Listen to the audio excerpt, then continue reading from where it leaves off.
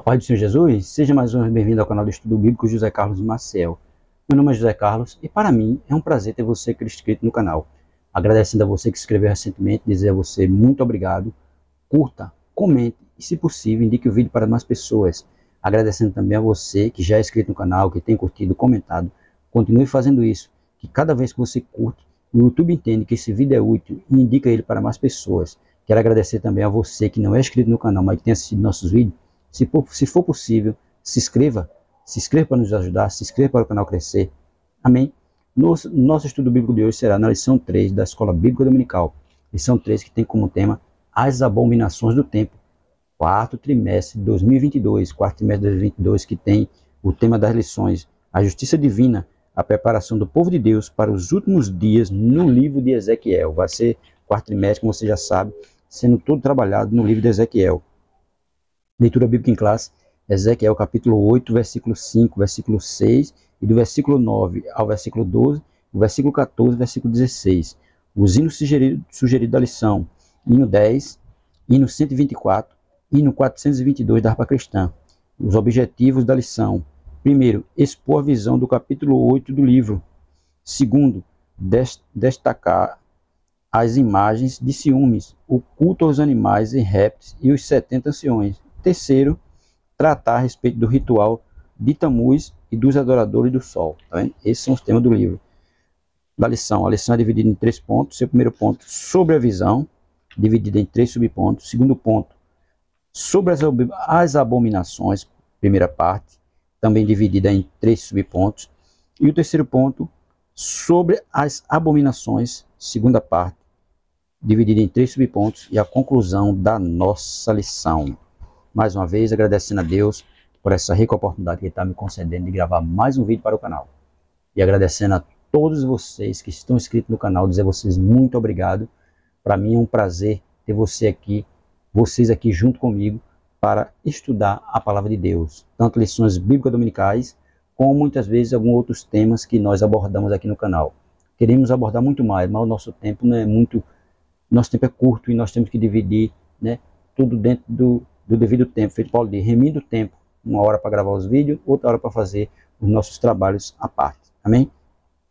Leitura bíblica em classe, Ezequiel capítulo 8, versículo 6, versículo 7, versículo 9 ao 12, versículo 14, 16, que diz assim: E disse-me, filho do homem, levanta agora os teus olhos para o caminho do norte, e levantei os meus olhos para o caminho do norte, e eis que da banda do norte, à porta do altar, estava esta imagem de ciúmes, à entrada. E disse-me, filho do homem, vês tu o que eles estão fazendo? As grandes abominações que a casa de Israel faz aqui, para que me afaste do meu santuário? Mas verás ainda maiores abominações. Então me disse, entra e vê as malignas abominações que eles fazem aqui. E o povo de Israel fazendo abominações dentro do templo. E Deus chama Ezequiel e mostra ele em visão tudo o que estava acontecendo. E entrei e olhei, e eis que toda forma de répteis e de animais abomináveis e de todos os ídolos da casa de Israel estavam pintados na parede em todo o redor. E 70 homens dos anciões da casa de Israel, com Jazanias, filho de Zafã, que se achava no meio deles, estavam em pé diante das pinturas, e cada um tinha na mão o seu incensário, e subia uma espensa nuvem de incenso. Então me disse, viste, filho do homem, o que os anciões da casa de Israel fazem nas trevas? Cada um nas suas câmaras pintadas de imagem.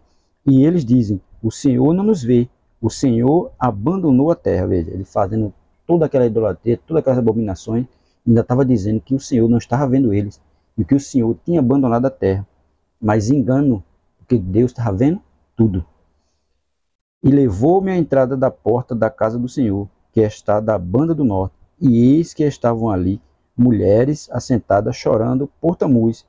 E levou-me para o átrio interior da casa do Senhor, e eis que estavam à entrada do templo do Senhor, entre o pórtico e o altar, cerca de 25 homens, de costa para o templo do Senhor, e com o rosto para o oriente, e eles adoravam o sol, virados para o oriente. Veja, deixando de adorar o verdadeiro Deus para adorar o sol, que não é Deus nenhum, que não faz nada, que não estava cuidando dele. Quem cuida dele é quem? Deus. E eles fazendo todas essas abominações dentro do templo. Parede do templo pintada com animais, com imagens de animais, mulheres chorando para Tammuz, homens voltados, né, para o Oriente para adorar o sol. O texto da nossa lição vai dizer assim: e disse-lhe, filho do homem, vês tu o que eles estão fazendo? As grandes abominações que a casa de Israel faz aqui, para que me afaste do meu santuário, mas verás ainda maiores abominações. Ezequiel capítulo 8, verso 6. Verdade prática nossa vai dizer assim: o lugar mais sagrado da terra santa se tornou o centro das abominações, e isso serve como prenúncio da apostasia generalizada do fim dos tempos, é claro, porque é um lugar santo, o templo era um lugar santo, e ele deixou de ser santuário para ser lugar de abominações, né? Porque o povo estava ali adorando imagens, adorando imagem de répteis, todo tipo de répteis, em vez de estar adorando o verdadeiro Deus. O povo estava afastado do caminho do Senhor. A introdução da nossa lição vai dizer assim: a literatura apocalíptica se caracteriza pela presença de símbolos, sonhos e visões. O livro de Apocalipse é um exemplo clássico desse modelo literário. Ezequiel inaugurou esse estilo no Antigo Testamento, quando começa e termina o seu livro com oráculos divinos, Apocalipse, capítulo 1 e o capítulo 40 ao 48, além do capítulo 8 ao 11. O capítulo 8 inicia uma nova sessão nessa modalidade, meio pelo qual Deus revelou ao profeta as abominações do templo de Jerusalém, é claro, porque foi por meio de quê? Meio de ilustrações, né? Meio de coisas que o povo fez ali e Deus mostrou ao profeta dessa forma, né? Por isso que ele diz, o livro de Apocalipse é um exemplo do clássico desse modelo literário, né? Através de símbolos. Estavam ali vários símbolos desenhados nas paredes. Por isso que ele diz, meio pelo qual Deus revelou ao profeta as abominações do templo de Jerusalém. O objetivo da presente lição é levar os crentes em Jesus a uma reflexão mais profunda sobre a ruína moral e espiritual da idolatria, por meio da análise dessas abominações chocantes, é claro, porque eles deixaram de adorar o verdadeiro Deus, para estar adorando a imagem de répteis, adorar o Deus Sol, adorar Tammuz, muita coisa estavam fazendo que não era para eles fazerem. Primeiro ponto, sobre a visão. Primeiro subponto, a segunda visão. As visões do capítulo 1 ao 11 são parte de uma única unidade literária. O profeta recebeu essa visão 14 meses depois da primeira. A visão da carruagem da glória de Deus no 5º ano do cativeiro do rei Joaquim, Ezequiel capítulo 1, verso 2. E o capítulo 8 introduz uma nova visão no 6º ano, no mês 6º, Ezequiel capítulo 8, verso 1. Mas essa visão não foi da glória de Deus. O que Ezequiel viu foram as abominações praticadas no templo, né? No início, né, ele mostrou que a glória de Deus é Ezequiel. Ezequiel capítulo 1, verso 2. E depois ele mostra as abominações no templo. Ezequiel capítulo 8, verso 1. O que justifica a razão da ira divina sobre os moradores de Jerusalém. Ezequiel capítulo 8, verso 18. Né? Que diz assim: pelo que também eu procederei com furor, o meu olho não poupará, nem terei piedade, ainda que me gritem aos ouvidos com grande voz, eu não os ouvirei. Veja como estava Deus irado com o povo, com as abominações que o povo está fazendo, que ele vai dizer no final do versículo: eu não os ouvirei, ainda que me gritem aos ouvidos com grande voz, eu não os ouvirei. Veja, mesmo ele gritando, Deus não dá ouvido a ele por conta das abominações que eles estavam praticando. Essa data é importante, porque mostra que a cidade e o templo ainda não haviam sido destruídos. Essa visão é preterista, porque se relaciona com os acontecimentos contemporâneos de Ezequiel. Mas isso não exclui o futurismo, pois anuncia eventos que estavam para acontecer. Ezequiel capítulo 8, verso 18. É claro, porque Deus está dizendo ali que pelo que também eu procederei com furor, o meu olho não poupará, nem terei piedade, ainda que me gritem aos ouvidos com grande voz, eu não os ouvirei, né? Porque o templo não tinha sido abaixo, Jerusalém não tinha ido abaixo ainda, o templo não tinha ido abaixo ainda, e Deus agora vai dizer que futuramente, mostrando a ele que ia acabar com tudo, derrubar tudo, ia proceder com grande ira sobre o povo, e mesmo eles gritando, Deus não ia dar ouvido a ele por conta das abominações que eles estavam fazendo. Segundo subponto, as visões das abominações do templo. A visão do capítulo 8 destoa das demais visões do próprio Ezequiel e demais profetas do Antigo Testamento. Ele foi levantado pelo Espírito Santo entre o céu e a terra e levado a Jerusalém numa visão. Veja, ele foi levantado pelo Espírito Santo, né, entre o céu e a terra e levado a Jerusalém numa visão. Evangelho, Ezequiel capítulo 8, do versículo 1 a 3. Né, que diz assim: sucedeu, pois, no 6º ano, no mês 6º, no 5º dia do mês, estando eu assentado na minha casa, e os anciões de Judá sentados diante de mim, que ali a mão do Senhor Jeová caiu sobre mim, e olhei e eis uma semelhança, né? E olhei e vi uma semelhança como a aparência de fogo, desde a aparência dos seus lombos, e daí para baixo era fogo, e dos seus lombos para cima, como o aspecto de um resplendor, como cor de ambar, e estendeu a forma de uma mão, e me tomou pelos cabelos da minha cabeça, e o Espírito me levou entre a terra e o céu, e me trouxe a Jerusalém, em visões de Deus, até a entrada da porta do pátio, de dentro, que olha para o norte, donde estava colocada a imagem dos ciúmes, que provoca o ciúme de Deus. Tá vendo? Veja que ele foi levado pelo Espírito Santo. E, né, em uma visão, ele chegou a Jerusalém. Por isso que ele diz: ele foi levantado pelo Espírito Santo entre o céu e a terra e levado a Jerusalém numa visão. As visões de Deus mostram fatos que estão acontecendo no ato da revelação e que ainda vão acontecer a curto, médio ou longo prazo, e até mesmo no contexto escatológico. É claro, porque Deus estava mostrando a ele tudo que estava acontecendo naquele momento. E coisas que também ainda iam acontecer, né? Porque a visão de Deus é assim, ele mostra tanto o presente, né, e o futuro. Mas diz mais: Daniel teve visões de coisas futuras, Daniel capítulo 7, versículo 1, do versículo 15 ao 28, e Daniel capítulo 8, do versículo 1, do versículo 15 ao 27. E da mesma forma o apóstolo João, cujas visões são de fatos passados, presentes e futuros. Escreve as coisas que tens visto, e as que são, e as que depois desta hão de acontecer, né? Porque ele viu passado, presente e futuro. Apocalipse 1:19. As visões de Deus são dessa forma, né? Visões atuais, visões que ainda vão acontecer, visões futuristas. Terceiro subponto: como entender as visões de Deus? Ezequiel foi transportado em espírito da Babilônia para o templo de Jerusalém, mas há quem afirme ter sido em corpo, incorpore.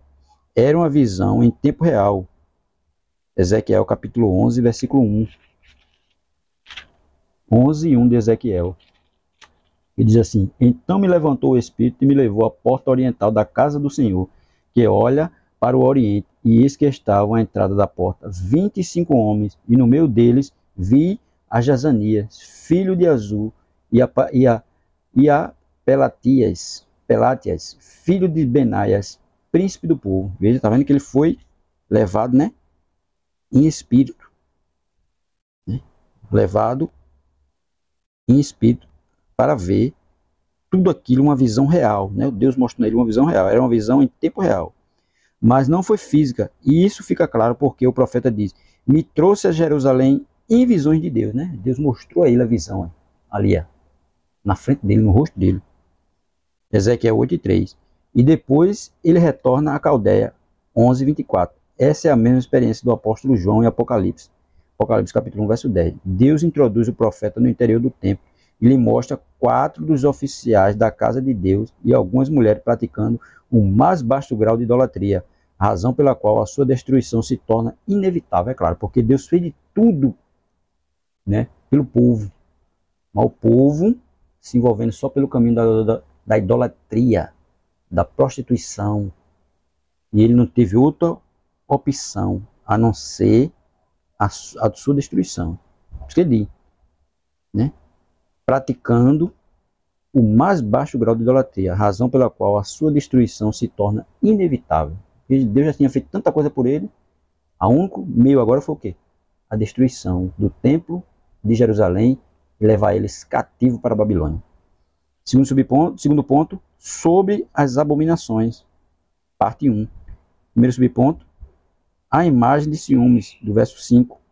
O termo ciúme do hebraico, kiná, significa zelo, ciúme ardente e ira. Essa imagem é semel em hebraico, imagem, ídolo, que muitos expositores do Antigo Testamento identificam como Azera, deusa também conhecida como bosque ou poste ídolo, O rei Manassés pôs no templo de Jerusalém a imagem de madeira de Azera. Veja, o rei Manassés colocou lá uma imagem de Azera dentro do templo. Veja que coisa. 2 Reis, capítulo 21, versículo 3 e 7. Mas que foi destruída pelo rei Josias. 2 Reis, capítulo 23, verso 3. Muitos acreditam que nos dias de Ezequiel, ela tinha sido colocada de volta no templo. Veja, no templo de Ezequiel ela estava lá de novo. Um rei colocou, o outro foi e tirou. O outro vai, coloca novamente.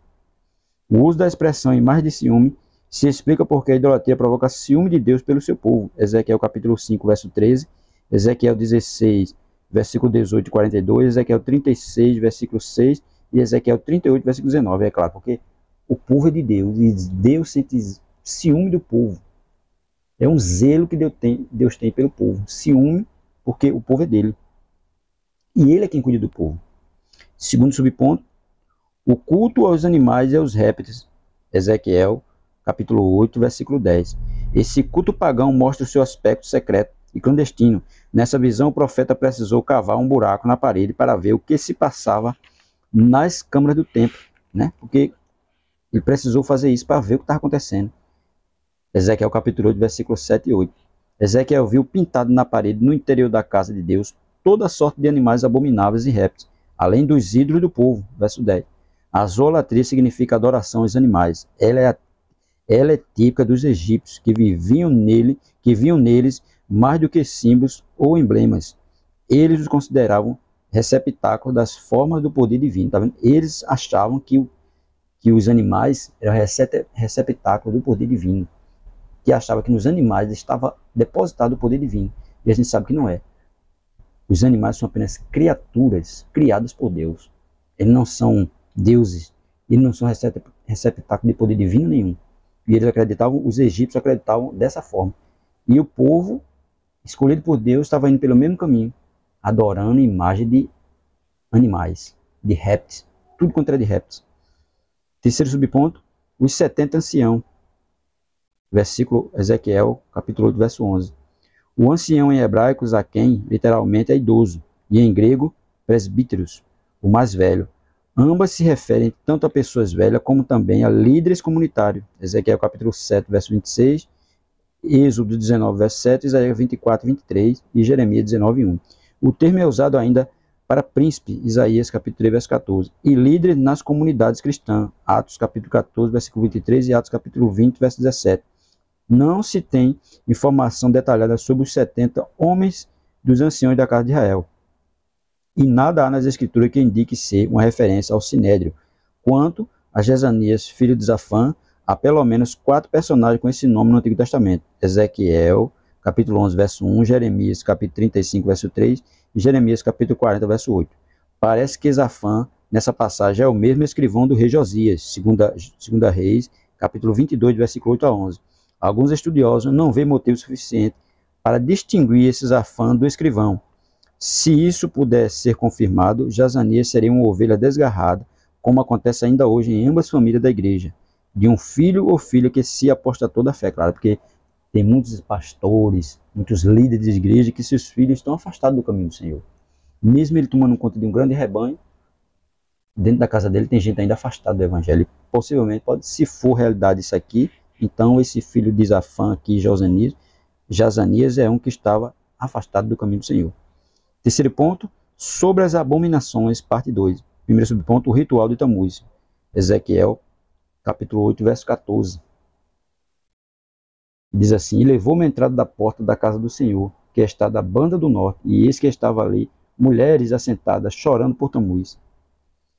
Tamuz era uma divindade babilônica, de origem suméria, deus da vegetação e dos rebanhos. A crença pagã era que ele ficava 6 meses morto no submundo, no período de seca, e 6 meses vivo no período da chuva. Assim era realizado anualmente um ritual de lamento pelas carpideiras em favor de Tamuz, no segundo dia do 4º mês, para que ele ressuscitasse e fizesse chover. Veja como era a crença naquela época. O povo acreditando que Tamuz era o deus da chuva, deus da seca, e ele que ficava dormindo, né, morto no submundo. E o povo fazia isso. Assim era realizado anualmente um ritual de lamento. Era para ele acordar, para ele ressuscitar, né? Aí, isso que vai dizer, no segundo dia do 4º mês, para ele ressuscitar e fizesse chover. As carpideiras eram as pranteadoras, elas ficavam chorando, pranteando para ressuscitar ele. Aí de profissionais cuja função era lamentar nos velórios e enterros para fazer que os outros também chorassem. Jeremias capítulo 9, verso 17, Oséias capítulo 9, verso 4, Mateus 9, 23, Marcos 5, 38 e Lucas 8, 52. Elas eram pagas para estar chorando nos velórios para que o povo chorasse também. Parece que essas mulheres estavam envolvidas num culto sincrético, visto que a visão é no 6º mês, Ezequiel 8:1, era uma adoração a Yahvé e ao mesmo tempo a Tamuz.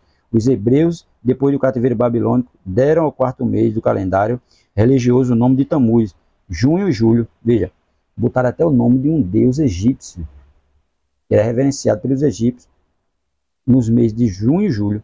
Segundo subponto, os adoradores do sol, verso Ezequiel 8 e o verso 16. Ezequiel viu cerca de 25 homens de costa para o templo e virados para o oriente, adorando o sol. Era uma afronta a Deus. Moisés havia alertado o povo a respeito dessa idolatria, Deuteronômio capítulo 4, verso 19. Havia no Egito o templo do sol, Bet-Semesh, em hebraico, casa do sol, Jeremias 43 e 13. É o termo traduzido por Heliópolis, na Septuaginta, vindo do grego Heliopoleu, cidade do sol. Não confundir com a cidade de Bet-Semes, em Judá, 2 Reis 14 e 11. Aqui se trata da antiga cidade egípcia de Oem. Seu nome hebraico, ou Heliópolis em grego, Gênesis 41, versículo 45 e 50, da Septuaginta. A cidade era dedicada ao Deus Sol, conhecido também como Ra. Todo esse ritual, as falsas divindades revelam a apostasia generalizada. Todo o sistema estava corrompido. Não havia outro remédio a não ser a destruição do templo e da cidade, segundo as Crônicas 36, verso 16. É claro, porque a idolatria estava tanto que o único meio que Deus usou, a única alternativa que Deus teve foi o quê? Destruir Jerusalém e o templo e enviar o povo cativeiro para a Babilônia. Por causa de tanta idolatria, por conta de tanta prostituição e por causa de tanta apostasia. Terceiro subponto, os anciões na casa do profeta. Retornando à abertura da profecia, Ezequiel 8:1, parece que esses anciões exerciam autoridade espiritual sobre os exilados, visto que não havia, no momento, uma liderança espiritual centralizada. O rei Joaquim estava na Babilônia, mas na condição de prisioneiro. Só após a morte de Nabucodonosor, mais de 20 anos depois, Evil-Merodach, que o sucedeu no trono, mandou libertar Joaquim da prisão e mudar sua roupa de presidiário. 2 Reis, capítulo 25, versículo 27 ao 30, Jeremias 52, do 31 ao 34. Os anciãos vinham em busca de palavra com certa frequência a casa de Ezequiel. Ezequiel capítulo 14, versículo 1 a 3, e Ezequiel 20, versículo 1. No entanto, há quem afirme que não faziam parte da ala dos fiéis, mas que procuravam Ezequiel para se manterem informados. Isso parece ser pouco provável. Ezequiel capítulo 14, versículo 4 e 5. Além disso, os falsos profetas atrapalharam a vida espiritual dos exilados, assim como em Jerusalém. Jeremias capítulo 29, do versículo 20 ao 22. É claro, a gente sabe que os falsos profetas sempre estavam ali para atrapalhar o povo de Deus, como é hoje. Sempre está aí para querer atrapalhar. Nós não devemos dar ouvidos a ele. Nós devemos dar ouvido ao verdadeiro profeta, ao verdadeiro Espírito Santo de Deus, quando vem falar conosco. Porque falsos profetas tem muito. Paulo mesmo já dizia, né, que os falsos profetas iam aparecer aí. E tem muitos aí no mundo aparecendo, se dizendo profeta de Deus, profetizando coisa que não mandam profetizar. Então nós temos que ter muito cuidado com eles. Para concluir, aprendemos com as 4 cenas do pecado cultico que um Deus santo não tolera o pecado. Deus exige fidelidade de seu povo. O que aconteceu com Israel nos ensina sobre a responsabilidade na santidade com a adoração e o estilo de vida também para os dias atuais pelos crentes em Jesus Cristo. É claro, tudo que está escrito a respeito de Jerusalém, Paulo já disse, é para nós não fazermos da mesma forma. É exemplo para nós não cairmos no mesmo erro da idolatria, da prostituição, da apostasia. Tudo isso é exemplo para nós. Tudo que eles passaram, tudo que eles sofreram é exemplo para nós, para que nós não deixemos acontecer conosco, mas que nós permanecemos no caminho verdadeiro que é Cristo e continuando adorando o verdadeiro Senhor, Rei dos Reis, Pai da eternidade, Jesus Cristo, hoje e sempre. Amém.